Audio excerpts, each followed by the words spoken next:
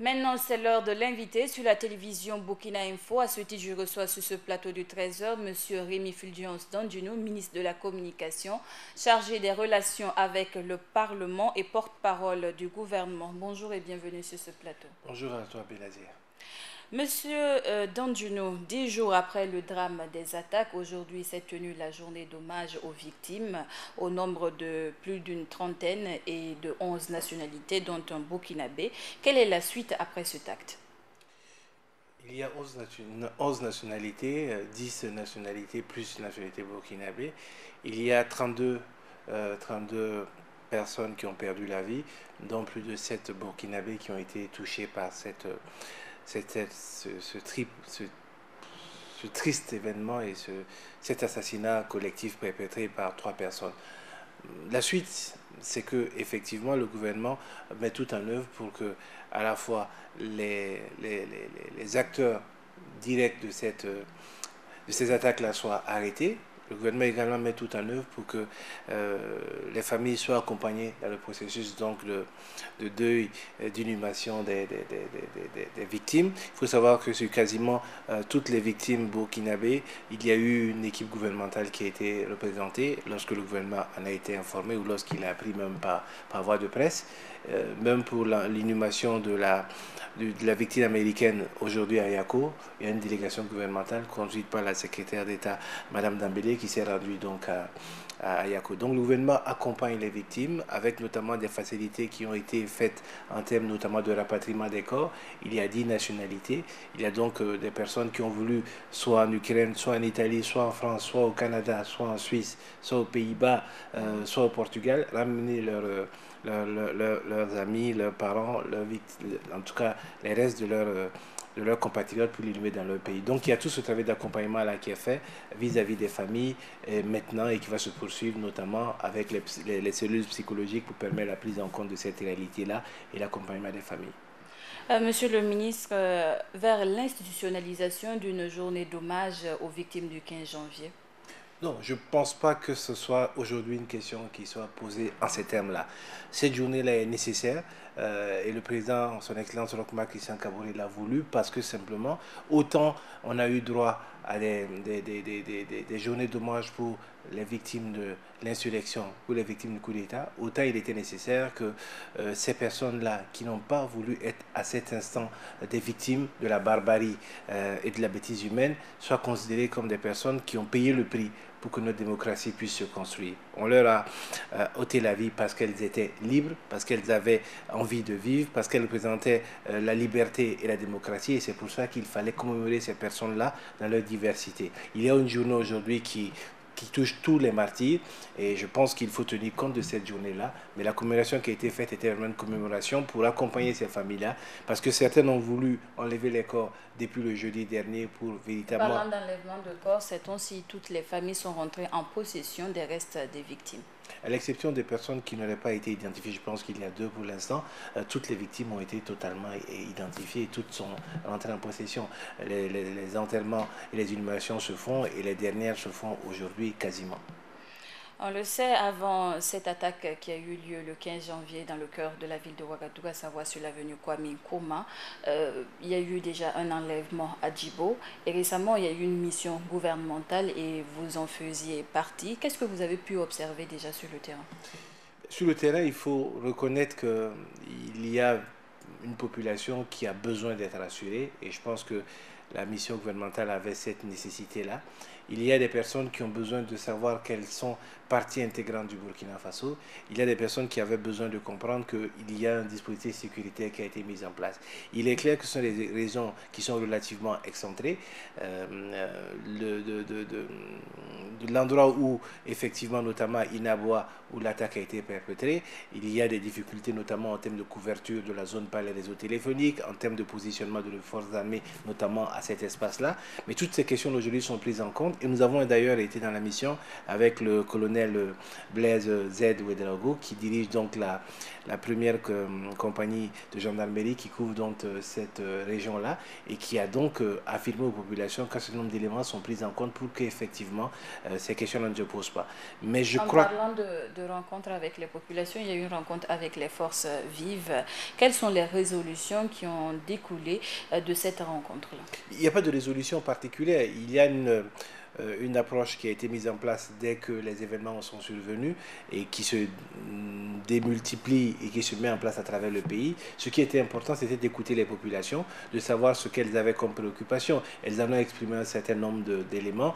Je pense que la quintessence va revenir au gouvernement lors du Conseil des ministres qui va être présent, mais je pense qu'il y a des choses sur lesquelles effectivement le gouvernement devrait réagir pour que ces populations-là se sentent effectivement plus en face avec l'esprit de collaboration qu'on leur demande, mais également le besoin de se sentir vraiment partie prenante d'un Burkina de 174 000 km² qu'on veut de paix, de partage et de solidarité.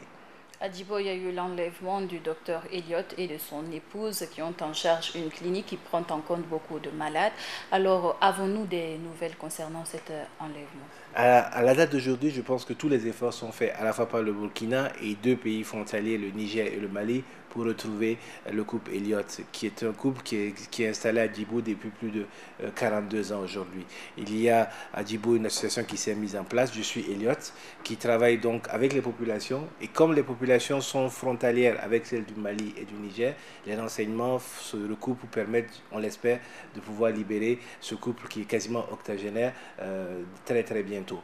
L'autre aspect de cette rencontre, ça a été notamment le fait que c'est une clinique qui est très importante dans la zone pour les populations de Djibo, mais pour les populations frontalières. Et donc le gouvernement a entrepris donc de prendre en charge, à travers notamment les centres de santé qui existent déjà pour les malades qui étaient relativement lourds en termes de pathologie à ce niveau-là, mais également de maintenir pour ce qui est des pathologies relativement légères, les malades sur place et d'accompagner donc le personnel soignant afin effectivement que la clinique continue à exister au-delà donc de l'enlèvement que l'on veut temporaire et de courte durée du couple Elliott. Quelques jours après cet acte, il y a eu l'attaque de la poudrière de Yimdi et aujourd'hui il y a des informations selon lesquelles des assaillants ont été arrêtés selon un communiqué des forces armées nationales. Alors qu'en est-il des armes voire des munitions qui ont été emportées? Vous savez, sauf devenir véritablement porte-parole de l'état-major, je ne pourrais pas vous dire dans l'exactitude ce qui s'est passé. Ce qui est certain, c'est qu'aujourd'hui, il y a à peu près plus de 15 personnes qui ont été appréhendées par nos forces de sécurité et de défense. Une personne, notamment parmi les enseignants, a perdu la vie lors de l'accrochage qui a eu lieu donc à la frontière avec le Ghana. Et une autre personne a été donc récupérée par les autorités ghanéennes et va être donc ramenée au Burkina Faso. Donc c'est pour dire que cette situation, qui est une situation que tout le monde a déplorée, notamment parce qu'elle a mis un peu la pression, la tension et la crainte au sein des populations, parce qu'elle touche quand même un point sensible qui est la poudrière de Yimdi. Cette situation-là est totalement sous contrôle de nos forces armées, avec bien sûr les leçons et les enseignements que chacun d'entre nous devrait en tirer, en termes notamment de collaboration avec la police, mais également au niveau de nos forces de défense et de sécurité, certainement des enseignements pour justifier et mettre en œuvre pour que ce genre d'activité-là, ce genre d'action ne se reproduise pas.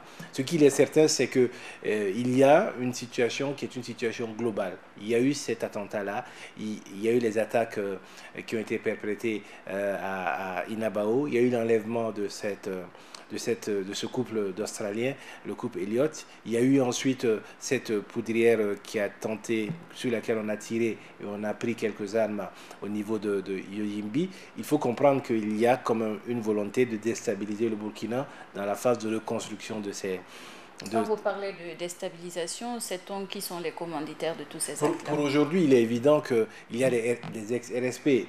Après, vous savez, il ne faut pas se voiler la face. Notre pays, pendant longtemps, a été en très bon terme avec un certain nombre d'acteurs djihadistes parce que le président Goulel Compaoré et son gouvernement et certains acteurs ont été les médiateurs dans la crise.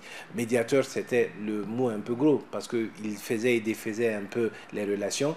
Donc, il est difficile, il est facile aussi de comprendre qu'une fois cette base arrière-là perdue, un certain nombre d'éléments nous reviennent là-dessus. Après, on peut avoir des explications géopolitiques différentes, mais il faut tenir compte d'une chose qui est la vérité et qui est très simple, c'est que pendant longtemps, notre pays a des relations très particulières avec ces djihadistes-là. Aujourd'hui, ces relations-là n'existent pas et il est opportun pour eux donc de frapper notre pays pour peut-être nous sanctionner de cette situation, mais en tout cas essayer de reconquérir cette base arrière qu'ils ont perdue. Aujourd'hui, M. Danjunu, vous êtes ministre de la Communication et en ces moments de crise, comment aider la presse à avoir accès à l'information et aussi à la protection? Je pense que le métier que j'ai fait jusqu'à ce que je devienne ministre de la Communication, et le métier que vous faites est un métier sur lequel il y a des risques inhérents comme tous les métiers. Donc il n'y aurait pas de protection 100% pour les journalistes. Par contre, les journalistes ont une obligation d'apporter l'information aux populations. Mais je pense aussi qu'il y a des éléments de déontologie qu'on doit respecter. Nous avons dénoncé un peu les vexations qui ont été faites au niveau de la télévision nationale, mais il faut comprendre aussi qu'en termes de sécurité, il y a des actes à ne pas poser pour ne pas mettre en péril nos forces de défense et de sécurité. De la même façon que l'on fait attention aux images, de la même façon nous devons faire attention à ce que lorsque nous avons des forces en opération, nous ne mettions pas en vie les acteurs de ces forces armées-là et que nous ne dévoilons pas la stratégie. Après, c'est un jeu d'éditorial qu'il faut trouver et les populations ont besoin d'être informées. On ne va pas empêcher les populations d'être informées. Ça, je pense que je ne suis pas ministre de la Communication pour devenir un censeur des médias. Merci beaucoup à vous et merci d'être venu sur ce plateau. Merci à vous. C'est tout pour cet entretien avec M. Rémy Fulgence Danjunu, ministre de la Communication, chargé des relations avec le Parlement et porte-parole du gouvernement. Entretien qui met fin au journal de 13h sur la chaîne Burkina Info. À tous ceux qui nous ont suivis dans la ville de Ouagadougou et partout ailleurs dans les 45 provinces de Burkina, Wena Konbeo.